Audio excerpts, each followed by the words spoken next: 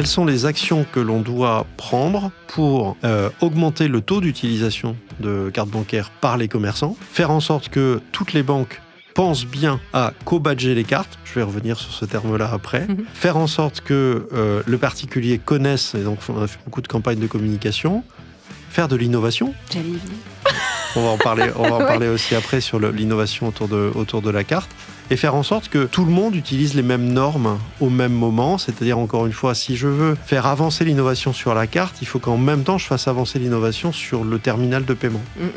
Et donc, il faut que les fournisseurs de terminal de paiement, que ce soit pour le physique, que ce soit pour le logiciel qui est dans le terminal de paiement, tout le monde fonctionne sur les mêmes normes. Donc, le rôle de carte bancaire, c'est faire en sorte que l'ensemble de l'écosystème autour du paiement par carte soit à jour, soit le plus innovant possible. Bienvenue sur FinScale, l'émission qui vous plonge au cœur de la transformation de la finance. Solène Niederkorn et ses invités explorent chaque semaine les initiatives qui façonnent l'avenir de l'industrie. Bonne écoute à toutes et à tous.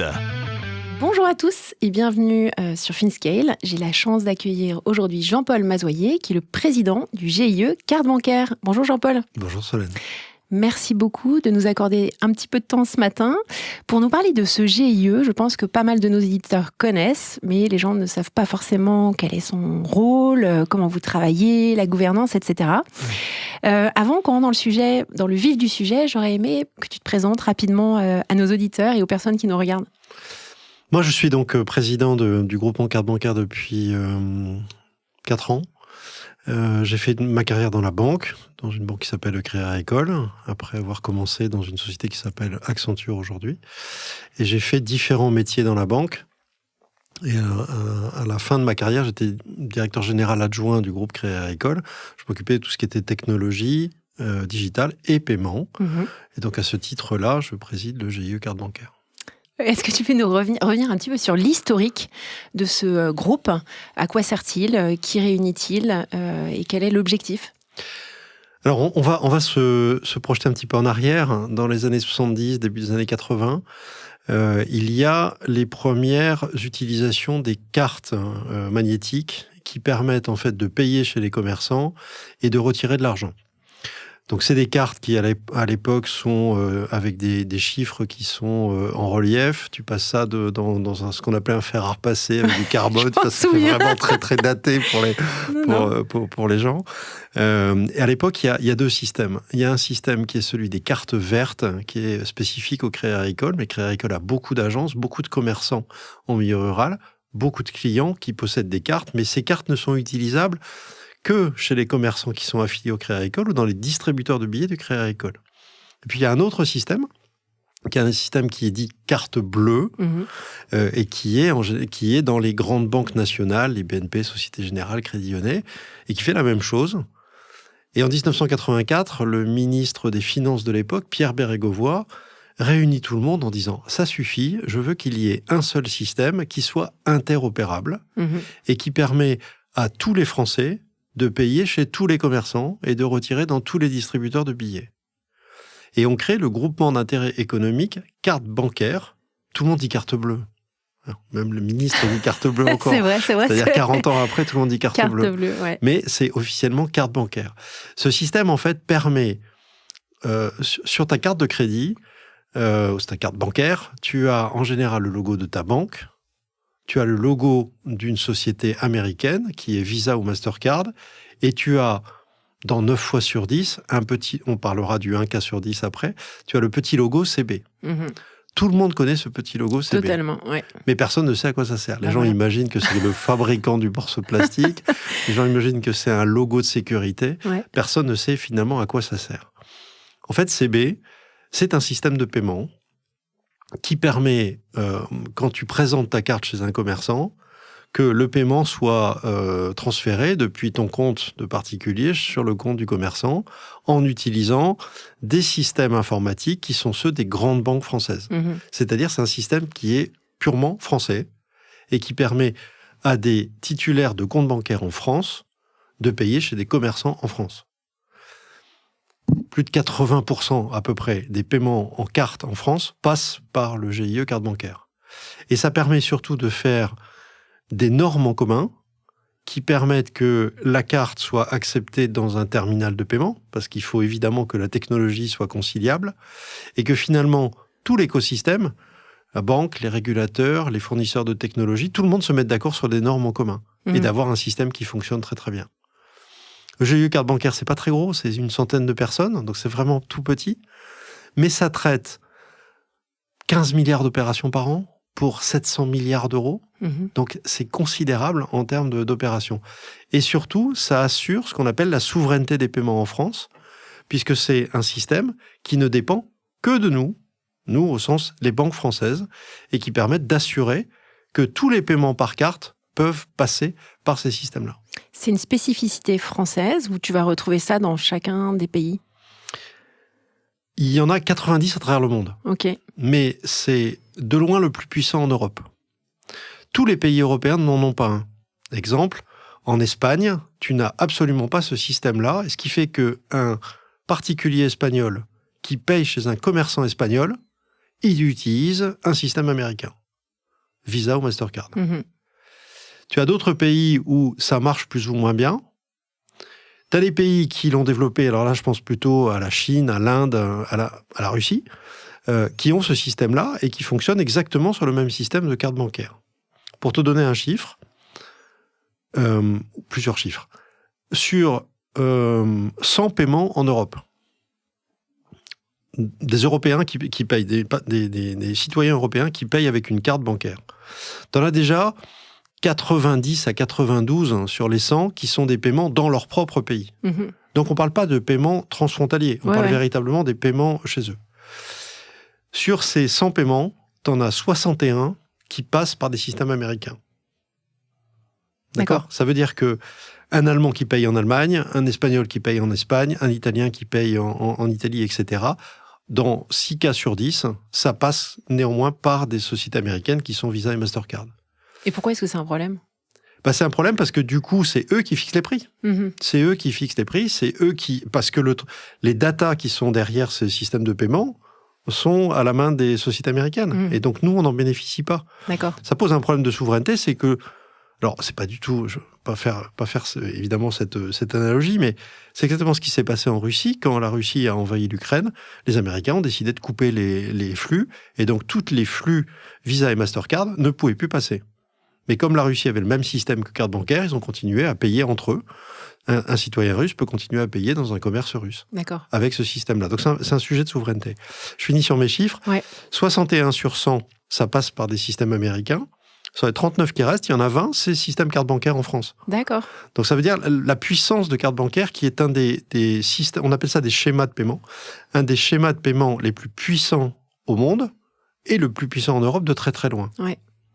Et le sujet, on voit bien que le sujet, c'est de dire comment les Européens peuvent être souverains dans l'utilisation de leurs propres paiements. Mais encore une fois, il s'agit de Madame Michu qui paye dans son commerce de proximité. Il ne s'agit pas des choses qui sont avec des touristes qui viennent dans un autre pays.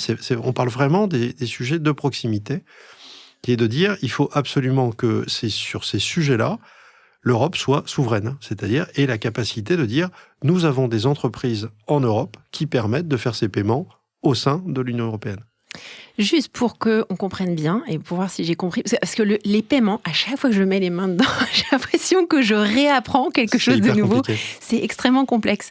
Donc pour nos auditeurs qui ne sont peut-être pas tous dans les paiements, et même ceux qui sont dans les paiements, pour bien comprendre la couche, parce que quand tu parlais des CB, Visa, Mastercard, finalement... Est-ce que tu pourrais nous faire la chaîne, je suis désolée de rentrer dans ce niveau de détail, mais je pense que c'est intéressant, entre la banque qui va faire l'acquiring jusqu'au marchand, en fait. Et CB. Tu as raison, il faut rendre les choses plus illustrées et plus concrètes. Sur ta carte, je le disais tout à l'heure, tu as en général le logo de ta banque, le logo de Visa et Mastercard et le logo de CB, en règle générale. Quand tu présentes ta carte, on va le faire en paiement de proximité et après en paiement sur Internet. Yes. En paiement de proximité, quand tu présentes ta carte dans un lecteur de carte, c'est comme si tu avais 2 moyens de paiement. Tu as un moyen de paiement qui s'appelle CB, tu as un moyen de paiement qui s'appelle Visa ou qui s'appelle Mastercard. La loi prévoit que c'est le commerçant qui a prédéterminé, quand il y a le choix entre 2 systèmes de paiement, lequel il veut privilégier. La raison est simple, c'est que c'est le commerçant qui va payer la commission. Donc c'est logique que ce soit lui qui décide lequel il choisit. Bien entendu, ouais. Tu vas rentrer ta carte, tu ne vas pas forcément le voir, même si de plus en plus sur l'écran du petit terminal de paiement, tu as le petit CB qui apparaît, ou le petit Visa, ou le petit Mastercard. Mhm. Toi, en tant que particulier, tu as la possibilité de changer si tu le souhaites et de dire non, moi je veux pas que ce soit payé en CB, je veux que ce soit payé en Visa, je veux pas que ce soit payé en Visa, je veux que ce soit payé en... Personne ne le sait. Je ne savais pas. Non, personne ne le sait. Et en fait, quand tu as introduit ta carte avant de taper ton code, il faut appuyer sur le bouton orange, ça te donne les 2 schémas de paiement en général de ta carte et tu choisis. Bon, ça n'a pas un grand intérêt. Mais c'est simplement pour dire que sur une carte, tu as 2 moyens de paiement. Tu as un moyen de paiement qui est largement privilégié en France par les commerçants. Pourquoi ? Parce qu'il est en moyenne 10 fois moins cher pour le commerçant que la commission qui est prise par les concurrents américains. Mhm. Et il est 3 fois moins fraudé. Tout simplement parce qu'il y a 80% des volumes qui sont dessus. Et donc, il y a énormément de data qui permet d'avoir de l'intelligence artificielle qui permet de bien contrôler la fraude.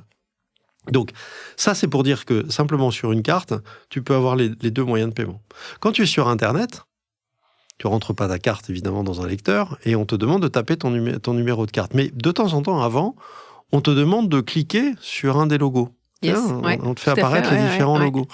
Et comme les gens ne savent pas à quoi sert le logo CB, si tu demandes aux gens quelle carte vous avez, ils te répondent j'ai une Visa ou j'ai une Mastercard. Exact. Personne te répond j'ai une CB. Et donc les gens ont tendance à cliquer sur Visa ou cliquer sur Mastercard. Mais c'est comme si finalement on contournait la loi, puisque là on demande aux particuliers de choisir le schéma de paiement par lequel il va passer. Alors que la loi dit c'est pré-paramétré par le commerçant. Donc on essaye. C'est pour ça qu'on a fait plein de campagnes sur CB en disant payer français. On a mis un petit logo qui est bleu, blanc, rouge aujourd'hui pour dire aux gens, non, choisissez ce logo. Mais surtout, on dit, il suffit de taper votre numéro de carte et vous n'avez pas à choisir le schéma de paiement sur votre carte. Vous devez faire en sorte que vous tapez votre numéro de carte et encore une fois, ça a été pré-choisi par le commerçant. Si vous voulez changer pour une raison ou pour une autre, vous avez toujours la possibilité de le faire. Ok, c'est très clair. Ouais. Donc ça, c'est le schéma. Et après, évidemment, quand tu as fait ton opération, donc l'opération, elle rentre dans les systèmes informatifs. Je ne vais pas rentrer dans ce détail-là, mais derrière, tu as le transfert de l'argent, évidemment, de ton compte bancaire sur le compte bancaire du commerçant par les rails, par les systèmes informatiques qui sont liés à carte bancaire. Et tu as une commission qui est prélevée par le schéma de paiement, encore une fois, donc par Visa, Mastercard ou par CB, et qui est facturé aux commerçants, en général, ou c'est la banque qui le prend à travers sa commission globale qui est supportée par le commerçant derrière. Hyper clair, merci beaucoup. J'essaye d'être clair. Mais écoute, quand on connaît les méandres des paiements, c'était très bien. J'essaye. C'est un système qui est très compliqué, que les gens ne comprennent pas, parce que les gens voient le logo CB, mais ne savent pas ce qu'il y a derrière, pensent que c'est une organisation extraordinairement importante parce qu'elle fait énormément d'opérations. C'est une toute petite organisation, mais en même temps, c'est très important dans la vie quotidienne des Français. Ouais. Merci. Alors, si on revient sur cette petite organisation d'une centaine de personnes, en termes de gouvernance, comment ça fonctionne, vu que c'est un GIE ? Il y a des employés, il y a un directeur général, il y a un président du conseil d'administration, et ça fonctionne en disant en permanence, quelles sont les actions que l'on doit prendre pour augmenter le taux d'utilisation de cartes bancaires par les commerçants, faire en sorte que toutes les banques pensent bien à co-badger les cartes, je vais revenir sur ce terme-là après, faire en sorte que le particulier connaisse, et donc on a fait beaucoup de campagnes de communication, faire de l'innovation. J'allais y venir. On va en parler aussi après sur l'innovation autour de la carte, et faire en sorte que tout le monde utilise les mêmes normes au même moment. C'est-à-dire, encore une fois, si je veux faire avancer l'innovation sur la carte, il faut qu'en même temps, je fasse avancer l'innovation sur le terminal de paiement. Et donc, il faut que les fournisseurs de terminal de paiement, que ce soit pour le physique ou que ce soit pour le logiciel qui est dans le terminal de paiement, tout le monde fonctionne sur les mêmes normes. Donc le rôle de carte bancaire, c'est faire en sorte que l'ensemble de l'écosystème autour du paiement par carte soit à jour, soit le plus innovant possible. Et puis dernier pavé, c'est de dire, bon ok, ça c'est très bien pour la France, mais est-ce qu'on ne pourrait pas imaginer que l'on peut travailler avec d'autres pays européens et donc imaginer de l'interopérabilité avec d'autres schémas de paiement européens ? Le truc le plus important, et j'ai dit que je revenais sur le terme, c'est ce qu'on appelle le co-badging. Le co-badging, c'est ce que j'évoquais tout à l'heure, c'est-à-dire le fait que sur une carte de paiement, tu as le petit logo CB. Sauf que c'est 9 fois sur 10 et c'est pas 10 fois sur 10. Il y a un certain nombre de banques qui ont arrêté de co-badger leurs cartes. C'est principalement les banques digitales. Et donc, elles sont ce qu'on appelle Visa Only ou Mastercard Only, ou une grande banque qui était liée aux Jeux Olympiques, c'est facile de la retrouver, et qui, du coup, comme Visa a été le partenaire exclusif des Jeux Olympiques, cette banque-là a, pendant un certain temps, déco-badgé ses cartes. C'est-à-dire que les cartes, il n'y avait plus le petit logo CB. Par rapport à ce que j'ai expliqué tout à l'heure, ça signifie que quand tu présentes ta carte chez le commerçant, il n'a plus le choix, puisqu'il n'y a plus qu'un seul moyen de paiement sur la carte et pas deux. Ouais. Et donc lui, du coup, il va se retrouver à devoir accepter une transaction Visa, alors que son intérêt économique et fraude est d'accepter une transaction carte bancaire. Il se retrouve, du coup, à payer une commission qui est plus importante. Je vais te faire sourire, parce que finalement, ceux qui s'en sont aperçus les premiers de ce système où on avait de plus en plus de déco-badging, c'est le paiement des amendes. Ah bon ? Ouais. Parce que du coup, c'est l'État qui s'est retrouvé à devoir accepter de plus en plus de paiements Visa et Mastercard, donc à payer des commissions qui étaient supérieures à celles qui étaient celles normalement avec CB. En juin 2023, ce sont les grands commerçants, les grandes chaînes de distribution qui ont interpellé les banques en disant « Vous êtes en train de faire n'importe quoi, avec ce système de déco-badging, vous renchérissez le coût pour les commerçants, le coût du paiement pour les commerçants. Ouais. Donc si vous continuez, nous, on va être obligés de l'imputer sur nos prix. » Oui, et puis il y a des enjeux de souveraineté nationale également. Voilà, il y a un enjeu de souveraineté, mais là, pour les commerçants, c'était de dire, nous, ça nous coûte de plus en plus cher. Le fait que de plus en plus vos cartes n'acceptent pas CB, enfin, ne portent pas le logo CB, ne nous permet pas de choisir CB, donc on est obligé de payer plus cher les commissions à Visa et Mastercard, donc on va répercuter ça sur nos prix. Ouais. Donc c'était évidemment un message qui était très fort. Donc depuis, avec la Banque de France, le Conseil national des moyens de paiement, qui est une émanation de la Banque de France, on renforce ce message qui est de dire il faut absolument que toutes les cartes bancaires portent le logo CB, soient co-badgées entre CB et Visa ou CB et Mastercard, de manière à assurer le choix des commerçants, à baisser les prix pour les commerçants, donc pour le consommateur, mais surtout, comme tu l'as dit, à assurer la souveraineté. Hyper intéressant. Alors, tu parlais de l'Europe. Il y a une initiative qui s'appelle European Payments Initiative en Europe. Oui. Et je voulais savoir dans quelle mesure ça s'imbriquait avec cette initiative européenne. Est-ce qu'il y a aussi un enjeu de développer CB au niveau européen ? Ou ce schéma au niveau européen ? Alors, il y a eu en fait cette volonté dans les années 2019-2020 qui était de porter l'équivalent de CB à un niveau européen. Et donc, les grandes banques européennes se sont mis autour de la table en disant, est-ce qu'on ne pourrait pas imaginer d'avoir exactement le même système, c'est-à-dire d'avoir un concurrent européen à Visa et Mastercard qui n'était pas simplement celui d'un pays, mais qui était sur une zone plus grande. C'était le point de départ de l'initiative européenne que tu as évoquée, EPI. En 2021, on s'est aperçu qu'on n'y arriverait pas. Parce que certains pays n'étaient pas dans une logique de souveraineté à l'époque. Je t'ai parlé par exemple des Espagnols en disant eux, ils n'ont jamais vu le problème jusqu'à présent. Ouais. Et puis certains ne sont pas des gros consommateurs de cartes. La France est un pays carte. Ouais. La France a inventé la carte à puce avec Roland Moreno, c'était en 1974 ou 1975. La France a développé les cartes bancaires, qui est encore une fois un des schémas de paiement les plus puissants au monde. Mais tu as certains pays européens qui n'utilisent pas la carte et qui sont déjà passés à autre chose. Et le autre chose, c'est ce que l'on va mettre en place avec désormais la deuxième initiative EPI, qui est ce qu'on appelle un wallet. Alors, petite explication sur ce que c'est. Oui, je pense qu'il y a des notions, mais c'est très bien que tu reviennes dessus. Aujourd'hui, tu peux payer avec ton téléphone portable. Tu as l'impression de payer avec ton téléphone portable. Oui. Dans la réalité, tu as digitalisé ta carte bancaire dans ton téléphone portable.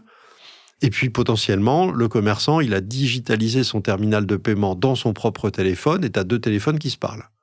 Mais la réalité, c'est que c'est une transaction carte. Tu as simplement digitalisé ta carte. Ça reste une transaction carte. Ce qu'on met en place actuellement avec d'autres banques européennes, c'est un paiement de téléphone portable à téléphone portable qui initie un virement de compte à compte.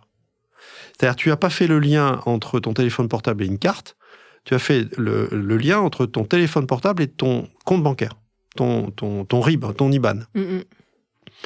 En France, ça s'appelait jusqu'à présent, ça s'appelait Paylib. Et ça avait été créé par les banques françaises qui avaient préchargé dans une grande base de données, je crois qu'il y avait plus de 20 millions de Français, où tu avais préchargé la correspondance entre ton téléphone portable et ton numéro de compte. Ce qui fait que si je connais ton numéro de téléphone portable, c'est pas je cherche à l'avoir, c'est simplement si je le connais, je peux immédiatement initier en tapant ton numéro de téléphone un virement qui va sur ton compte bancaire depuis mon compte bancaire. C'est du PISP, quoi. Ouais, c'est du peer-to-peer, ce qu'on appelle le peer-to-peer. Ça marche très bien. Ça marche très bien en France. Et l'initiative européenne des paiements consiste à faire exactement la même chose avec les Allemands et les Belgique, Pays-Bas, Luxembourg et France. On a donc pris tous les volumes que l'on avait en France et en Belgique. En Allemagne, ils n'avaient pas le même équivalent. Et on a tout transféré dans une initiative européenne des paiements. Donc, ça marche très très bien et ça permet d'avoir des volumes importants sur le même système. Le sujet, il n'est pas, encore une fois, de transfert d'argent d'un Français à un Allemand ou d'un Allemand à un Belge. Ça représente à peine quelques pourcents des paiements. Les paiements, c'est véritablement quelque chose de domestique. Mais ça permet d'avoir sur le même système les volumes de grands pays. L'enjeu désormais, c'est d'augmenter les volumes de ce système européen. Et donc de faire en sorte que ce système prenne toute sa place en Allemagne en particulier. Tu as déjà ces systèmes de wallet qu'on appelle... Attends, ce sera en parallèle de CB ou... Oui, ce sera en parallèle. Je vais venir après peut-être sur le positionnement des deux. Tu as exactement le même système en Espagne, tu as le même système en Italie, déjà.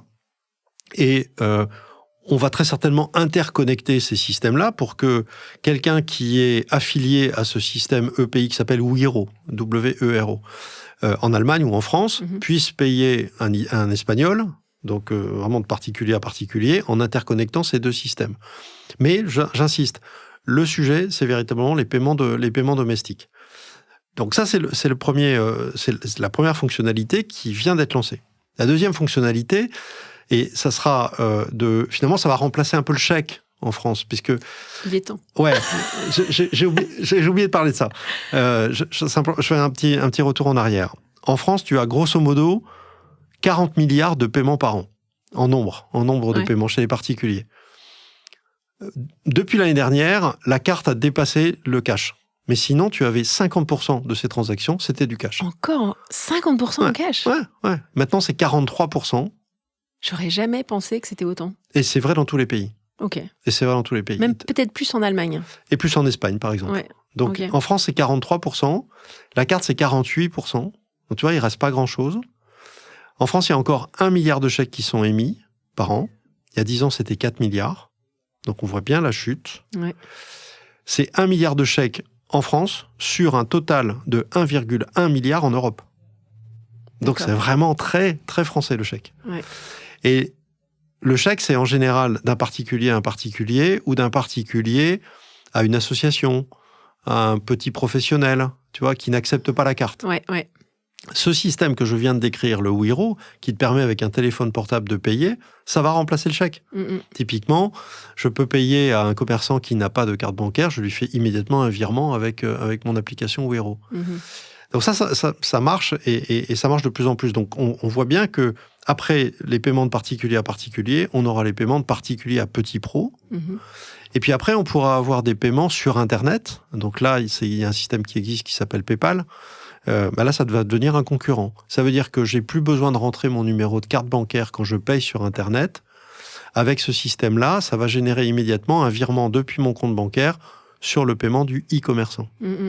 Et enfin, dernière étape, ça pourrait être le paiement en proximité en scannant un QR code.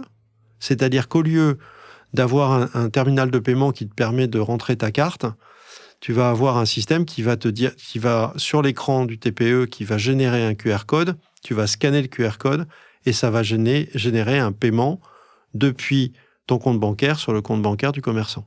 Tu vois, c'est tous ces systèmes-là qui sont en train de se déployer.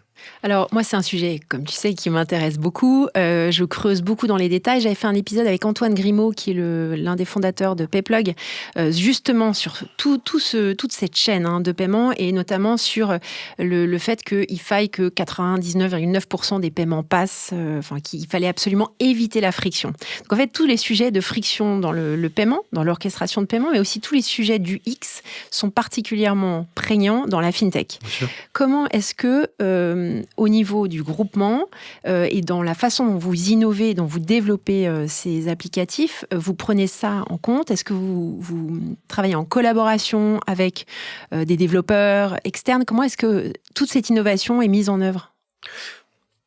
Tu as un ensemble de forces qui sont de temps en temps contradictoires, puisque tu dis, par exemple, la réglementation va obliger à avoir un niveau de sécurité qui est très très élevé. Tu as payé avec ta carte sur Internet, on te demande de saisir un code dans ton application bancaire sur ton téléphone portable, pour être sûr que c'est bien toi. Et donc ça rend évidemment le truc assez compliqué. Et ça, tout le monde l'a. Et tout ça, tout le monde l'a, parce que c'est une règle européenne. Exact. Et donc, c'est la double authentification. Exact. Ouais. Et ça rend en général l'UX pas très très simple. Donc le commerçant dit, oui, mais avec ces systèmes-là, moi je perds du chiffre d'affaires. Oui, mais tu gagnes en fraude. Oui, d'accord, mais je perds parce que l'UX est pas très simple. De plus en plus, on a des systèmes qui permettent aussi de vérifier que, avec de l'intelligence artificielle, que le paiement que tu fais est cohérent. Cohérent par rapport à tes habitudes d'achat ou cohérent par rapport aux commerçants. Si tu fais un paiement chez un commerçant qui a l'habitude d'avoir un panier moyen à 100 € et que tu fais un paiement à 2000, ça va sortir en anomalie et on va te demander de confirmer le paiement. Mais si tu fais un paiement de 100 € chez un commerçant qui a l'habitude d'avoir des paniers moyens à 100 €, il n'y a pas de raison qu'il y ait un problème avec ta carte. Quand tu as une transaction carte qui est lancée, en quelques millisecondes, tu as tous les contrôles qui sont faits. Est-ce que la carte est valide ? Est-ce qu'elle est bien rattachée à un compte bancaire ? Et tout ça se fait en temps réel. En temps réel aussi, on va analyser la véracité de l'opération pour, quand ce n'est pas nécessaire, ne pas demander une authentification supplémentaire. Tu vois ? Et donc, c'est ça l'innovation aussi, de manière à rendre le parcours le plus fluide possible et faire en sorte qu'il y ait de moins en moins d'abandon au niveau des paiements. Donc, on travaille, oui, évidemment, avec des startups, mais c'est pas le sujet. Le sujet, c'est encore une fois de définir les normes qui permettent à tout le monde de fonctionner en confiance et de la façon la plus fluide possible. Tout à fait. Ça, c'est très clair, mais comment... Enfin, désolée de revenir dessus. Tu parlais de Wero. Oui. Comment est-ce que le système a été designé ? Pourquoi je pose cette question-là ? Venant de l'industrie bancaire et voyant à quel point certaines banques ont vraiment du mal à innover et ne sont pas toujours très agiles, comment est-ce que vous parvenez à faire que le système soit conçu de façon moderne ? Mais moi, j'ai pas l'impression que les banques n'innovent pas. Alors après, tu peux dire il y a des banques digitales, il y a des banques traditionnelles, mais les banques aujourd'hui sont poussées par les consommateurs, par des fintechs, par des GAFAM, à rendre des services qui sont de plus en plus innovants. Illustration. Aujourd'hui, quand tu ouvres un compte bancaire, dans la très grande majorité des cas, tu as tout de suite ta carte virtuelle. Et tu as ta carte virtuelle qui te permet immédiatement de la mettre dans ton téléphone et de payer immédiatement. Tu n'as plus besoin d'attendre un délai postal de recevoir ta carte physique ou d'aller la retirer dans ton agence bancaire pour pouvoir payer. Tu l'as immédiatement. Autre illustration, quand tu ouvres un compte, tu as tout de suite ta carte, tu peux choisir ton code secret. Tu peux choisir tes plafonds. Tu peux choisir tes alertes. Et donc tout ça, ça fait plein de fonctionnalités différentes que tu trouves sur ton application bancaire, que ce soit dans les banques digitales ou que ce soit dans les banques traditionnelles. Donc on voit bien que l'usage est finalement ce qui va faire la valeur pour un particulier, de pouvoir utiliser sa carte tout de suite, en sécurité. Tu as de plus en plus de banques qui, dès que tu fais un achat, t'envoient une petite alerte, soit par email, soit par SMS, en disant « Vous venez de faire un achat ». Sous-entendu, est-ce que c'est bien vous ? Tu vois, c'est plein de choses comme ça qui rendent le parcours de plus en plus sécurisé et de plus en plus convivial. Et en particulier dans l'ouverture du compte et dans la commande de la carte. Ce sujet des paiements des particuliers est un sujet absolument passionnant parce qu'il y a à la fois des sujets technologiques, des sujets de comportement de consommateurs qui de plus en plus n'ont pas forcément le bout de plastique dans leur portefeuille mais utilisent de plus en plus leur téléphone, veulent utiliser des moyens de paiement pour payer d'un particulier à un particulier, j'en ai parlé, c'est les wallets. On voit qu'il y a des évolutions des comportements des consommateurs, on voit qu'il y a des acteurs qui rentrent également dans le jeu. Apple, qui sur ton téléphone, il rentre dans le jeu. C'est pas un intermédiaire de paiement, Apple. Tu payes pas avec ton Apple, tu payes avec ta carte, mais néanmoins, tu as l'impression de payer avec ton téléphone portable. Ouais. Dans les restaurants, de plus en plus, tu commences à avoir des QR codes sur la table. Je ne sais pas si tu as déjà vu ça. Oui, j'ai déjà fait. Mais ce n'est pas un moyen de paiement. Non. C'est juste un intermédiaire entre le particulier, le commerçant et le moyen de paiement. Ouais. Tu commences à avoir ces acteurs-là technologiques qui rentrent dans la chaîne de paiement. Tu as de la réglementation et maintenant, de plus en plus, tu as le sujet de la souveraineté qui devient majeur en disant il faut absolument qu'en Europe, on retrouve la maîtrise de nos paiements. Tu vois, il y a plein de sujets complètement différents et c'est ça qui rend cette matière à la fois bouillonnante, particulièrement intéressante et hyper innovante. Et ultra technique. Et ultra technique, parce que c'est en comprenant chacun des détails que tu comprends la vision d'ensemble. Tu vois, mon explication sur CB, quand tu la connais pas, tu comprends pas le sujet de la souveraineté. C'était très clair. Ouais. Si tu devais formuler un vœu pour les paiements pour 2030, ce serait quoi ? D'avoir ces systèmes souverains en Europe. Aujourd'hui, c'est véritablement le sujet majeur. En France, on a vraiment un système qui est extraordinairement puissant, interopérable. Tu ne te poses pas la question aujourd'hui, quand tu es en France, de payer avec ta carte dans n'importe quel commerçant. Tu ne te poses pas la question de dire avec ma carte, je vais dans n'importe quel distributeur de billets. Ça paraît tellement naturel. Oui, mais c'est extraordinairement complexe de faire ça derrière. Et tous les pays ne sont pas équipés d'un tel système. Donc, nos systèmes sont très, très innovants. Aujourd'hui, en France, tu peux payer, la moitié des paiements, c'est du sans contact. La moitié, c'est du sans contact. Depuis en particulier le Covid, on a passé le montant à 50 €, tu peux payer en sans contact sur ta carte. Demain, tu peux payer au-delà de 50 € sans introduire ta carte dans le distributeur. Tu présentes ta carte, tu tapes ton code secret. On sort de l'innovation sur, évidemment, les paiements par téléphone portable. Ça représente aujourd'hui moins de 10% des paiements, les paiements sur téléphone portable. Par contre, c'est avec une forte croissance. Mais c'est pour dire un petit peu ce que ça représente. Tu commences à avoir aussi des innovations sur des catégories plus particulières. Par exemple, on fait des cartes pour les aveugles, les non-voyants, qui permet en fait d'avoir une oreillette, c'est lié à ton téléphone portable, et ça permet en fait de savoir, quand tu présentes ta carte, quel est le montant que tu vas payer. C'est plein d'innovations comme ça. Tu as les cartes également avec l'empreinte biométrique, qui te permet en fait, quand tu présentes ta carte, que ça lise immédiatement ton empreinte pour être sûr que c'est bien toi, le titulaire de la carte. Tu as plein d'innovations comme ça. Donc l'innovation, il ne faut surtout pas qu'elle s'arrête. On sait que les moyens de paiement viennent se substituer progressivement les uns par rapport aux autres. J'ai parlé du cash, j'ai parlé du chèque avec la carte. Demain, très certainement, ça sera des systèmes de wallet, comme je l'ai évoqué. Mais en 2030, l'enjeu majeur pour l'Europe, c'est la souveraineté des paiements. Faire en sorte de retrouver la maîtrise de nos paiements. J'insiste, ce n'est pas les paiements transfrontaliers, c'est les paiements dans chacun des pays. Merci Jean-Paul. Alors je termine toujours mes entretiens, mes discussions sur une recommandation d'un bouquin à lire, ou d'un podcast à écouter, ou d'un film à regarder. Qu'est-ce que tu aimerais nous recommander ? Moi, il y a évidemment quelques livres ou films qui donnent une idée de ce à quoi la technologie pourrait servir. Donc il y a un livre que beaucoup de gens ont lu aujourd'hui qui est Les ingénieurs du chaos, qui explique bien ces sujets-là, ces sujets d'utilisation des réseaux sociaux. Il y a des sujets... je suis en train de chercher le titre d'un film qui présente la réalité virtuelle. On parlait avant le début de ce podcast. Voilà, il y a plein de sujets comme ça. Au-delà d'un livre, un film, etc., moi, je considère, je te le disais, que le principal actif aujourd'hui d'un dirigeant, c'est son ouverture, sa curiosité sincère au monde de demain.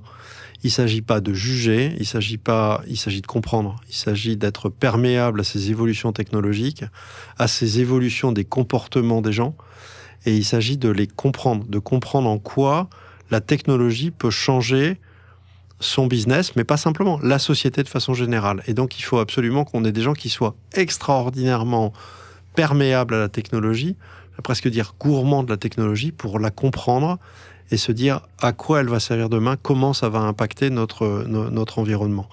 Tu prêches une convaincue.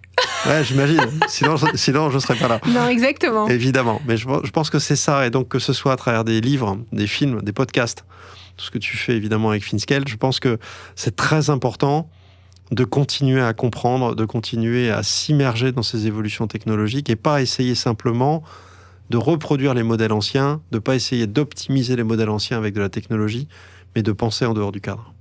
Merci Jean-Paul. Merci Solène. À bientôt. À bientôt. Merci d'avoir suivi FinScale. Abonnez-vous à la newsletter sur Substack pour ne rien manquer des dernières innovations. Retrouvez aussi le podcast en audio sur toutes les plateformes d'écoute et en vidéo sur YouTube. À très vite avec Solène Niederkorn.